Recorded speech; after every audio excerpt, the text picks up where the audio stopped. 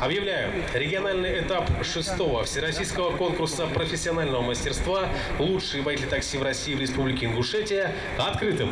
С торжественного открытия начинается региональный этап всероссийского конкурса «Лучший водитель такси в России». Призовой фонд 100 тысяч рублей, главный приз – путевка на финальный этап соревнования. 15 участников уже ждут начала, но перед этим им придется пройти теоретические задания. День таксиста когда?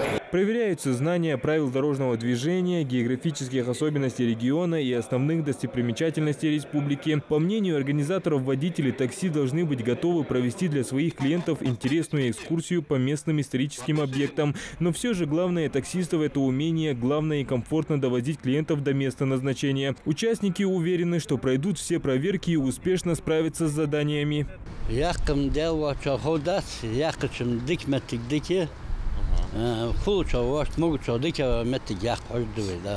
И вот практическое задание. Первым на полигон выезжает Магомед Хугоев. Ему нужно быстро установить детское кресло, взять стакан воды и поставить на крышу автомобиля. Магомед пристегнулся и приступил к выполнению первого упражнения – парковки задом, передом и боком. Чуть дальше змейкой Магомеду нужно проехать зигзагом, объезжая конусы. Ну а после то же самое, только задним ходом. На последнем упражнении водитель все-таки задевает один конус, что лишает его 3 баллов. Финиш – время 5,5 минуты. Увез на крыше 250 грамм воды и довез 230.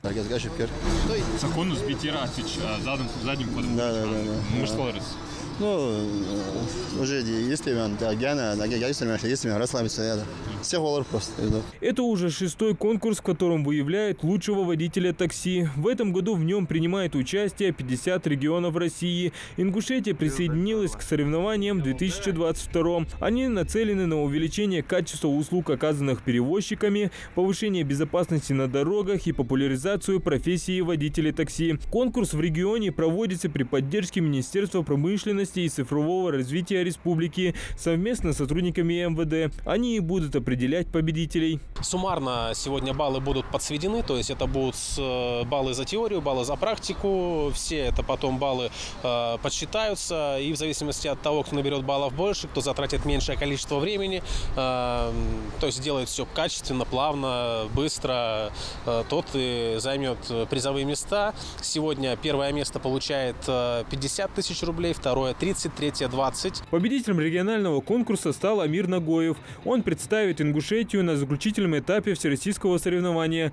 где финалисты поборются за приз в 300 тысяч рублей и новый автомобиль. Адам Гулоев, Джамалил Султыгов, Новости 24.